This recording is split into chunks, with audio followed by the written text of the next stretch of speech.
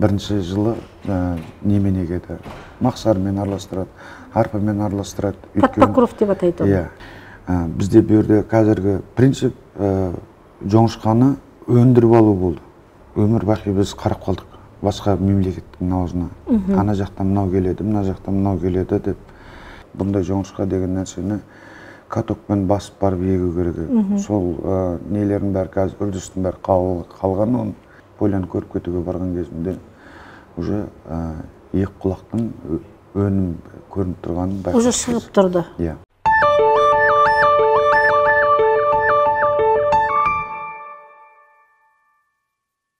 Сәлеметсіздер ме, құрметті отандастар? Біз бүгін Түркістан облысы Төле би ауданына келіп отырмыз.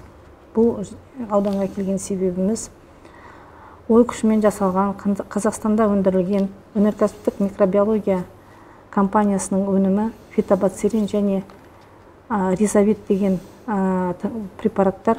Бұл препараттар жоңышқаға осы ауданның шаруашылығында қолданылды. Сондықтан осы препаратты қолданудың нәтижелері туралы сұхбат алуға келіп отырмыз. Ал сәлеметсіз бе, Досбол Ахметжанұлы? Сіз біздің препаратты осы өзіңіздің шаруашылықта алғаш рет қолдандыңыз. Сіз енді осы өзіңіздің шаруашылық жайлы, осы ауыл шаруашылығын бастағанға не түрткі болды, қандай себептер болды, біздің препаратты қайдан естідіңіз, қалай білдіңіз бар екенін, сол жайлы айтып кетсеңіз. Мен осы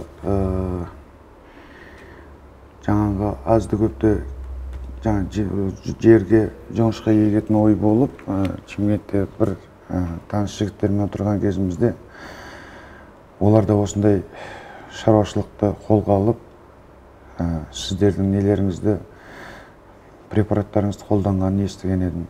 Сөйтіп, осы сіздердің адрестеріңізді алып, өзіңізден сабақ өтіп, бір рет көріп, осыны неғылайын деп ниеттендім. Оның ниеттенген себебім қазіргі жерді, экологияның бәрін білесіздер, уже көп нәрсесі шаршаған жерлері бар.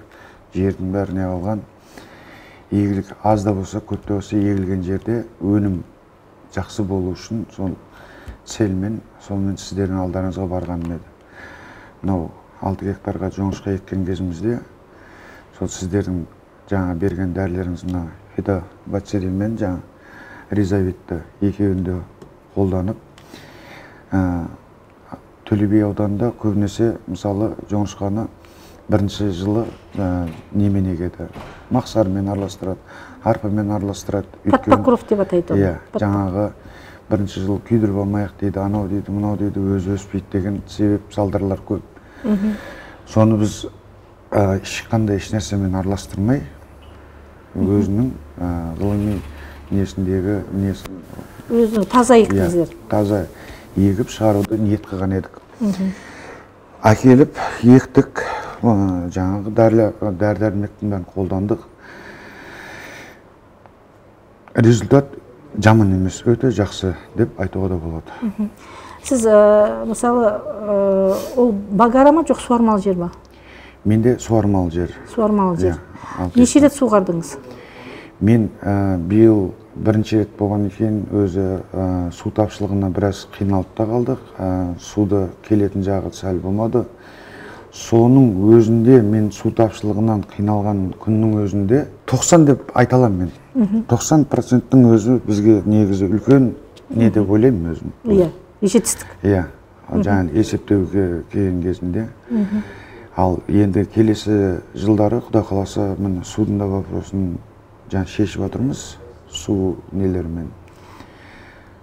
Осы ауыл шаруашылығымен айналысуға сізге не түрткі болды? Ол жерде, мысалы, ол жер бұрыннан бар ма еді?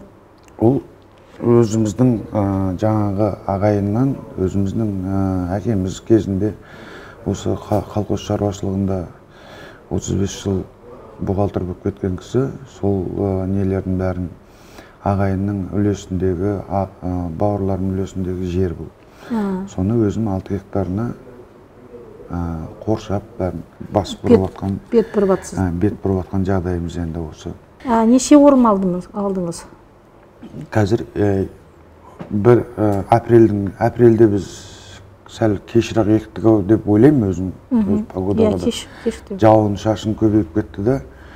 Содан сәл кеш ектік, но бір орын, екінші орынды енді алайын деп отырмыз. Бір орында шөп алдыңыз, шөпке дайындадыңыз ғой, да? Престедіңіз бе? Престеп. Неше пресс алдыңыз? Где-то бірінші орында жаңағыдегі айтқанымдай судың нормасын болдырамай. Бізде берде қазіргі принцип жоңышқаны өндіріп алу болды, негізі. Ең басты мақсатыңыз жоңышқаны өндіріп алу. Шығымдылығын арттыру. Ал ендігі, Құдай қаласа, келесі жылы ол жоқ дегенде бір орында 800-ге дейін алуға болады о жерден. 800 преске дейін алуға болады. Биылғы сіздің басты мақсатыңыз жоңышқаны өндіріп алу. Чтобы жаңағыдегі шыққан нәрсені өлтірмей өндіріп алу болды бізде. Енді қазіргі шабындыққа уже келіп қалған шығар, екінші шабындыққа? Екінші орынға келуім келіп тұр, бірақ бәрібір әлде де бір 10 күндей барау деген ойдамыз. Сіздің мысалы қазір осы препаратты қолданғаннан бірінші жылы қолданып отырсыз, өзіңіз сияқты шаруашылықтары бар. Сол препарат шығарып жатқан ұжымға бір тілектеріңіз бар ма, ұсыныстарыңыз бар ма? Сол жайлы айтсаңыз. Мен айтатыным, бізге өзім биыл енді көктемнен күзге дейін, күзге дейін почти поляда болдым. Барлық балдармен де сөйлесесің, ауылдың әнелерім, ағаларым. Но түпкі неге келгенде осындай нелерге рахметімді айтамын сіздерге. То, что өмір бақи біз қарап қалдық басқа мемлекеттің аузына.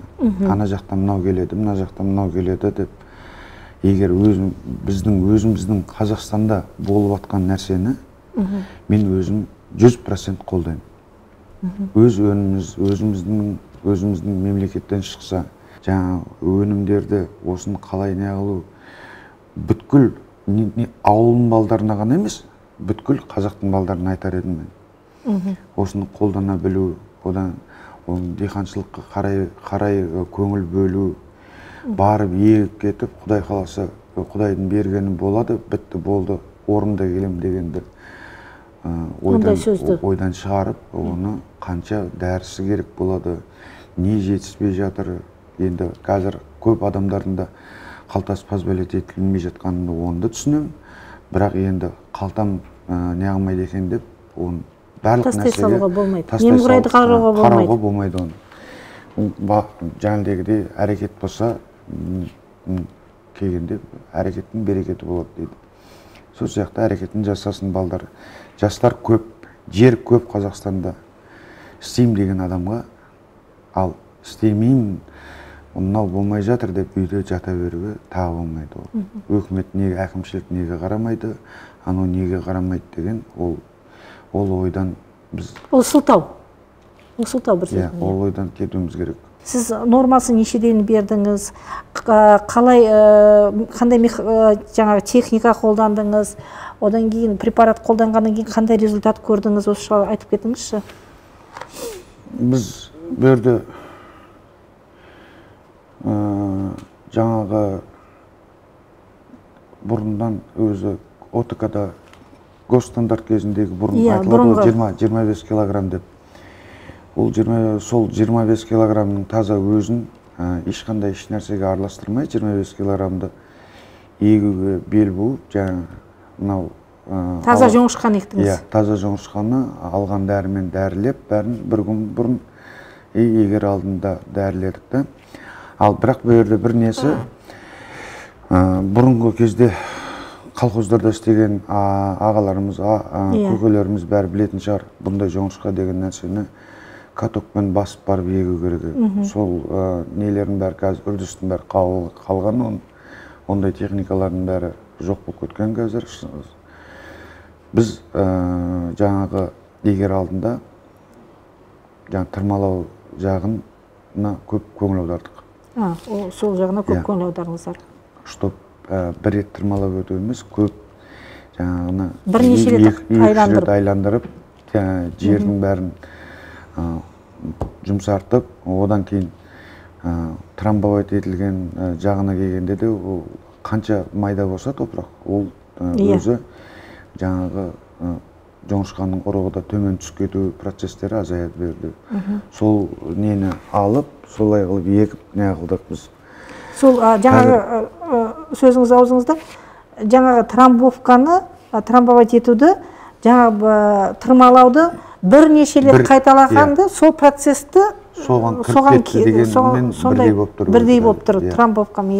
Сондықтан сіздің жаңағы әдісіңіз бұрынғы стандарт бойыншаға әдіс бойынша келіп тұр ғой соған? Соған келіп тұр. Почти жақын. Енді біз қатып таппадық біз. Но бірақ соған жақындау келіп тұр. Сол топырақтардың бәрін почти майдалап тастады, жаңағы не қылған кейін, оның өзінің де результаты көрсетті. Мен еккеннен кейін, 2 күннен кейін бе жауын жауды. Екі күннен кейін жауын болды. Бір 4-ші күні, или 5-ші күні ма, осы бір жұмыстармен барып, поляны көріп кетуге барған кезімде, уже 2 құлақтың өнім көрініп тұрғанын байқадым. Уже шығып тұрды. Жаңағы жоңышқаларыңыз уже 4 күннен кейін, 5 күннен кейін уже шығып тұрды. Жаңбырдан кейінгі, неден кейін бірден біліне бастады. Бірден шығып. Жаңағы енді бүйтіп санап, ар жақ бер жағына айтып атымыз ғой, енді 100% деп айтпасақ та, енді мен өзім ойлаймын, біріншіден техниканы қолдана білу керек. Досбол Ахметжанұлы, бірінші жыл қолданғанмен өте жақсы нәтижелерге жетіп жатыр екенсіз. Сондықтан енді сізге үлкен табыс тілеймін. Алға қойған жоспарларыңыз бар екен жаңағы. Бір сөзбен айтқанда енді ауыл шаруашылығына кішкене болса да өзіңіздің үлесіңізді қосқыңыз келіп отыр. Сол алға қойған мақсаттарыңызға жете беріңіз, орындала берсін. Біз ойлаймын, енді осыдан ары қарай біздің сізбен бірге жаңағы жұмыстарымыз жалғасады деп. Біз әрқашанда дайынбыз сізге көмек көрсетуге, консультация жағынан болсын, басқа жағынан да болсын, препараттар жайлы бір сұрақтарыңыз болса, біз әрқашанда дайынбыз. Сау болыңыз.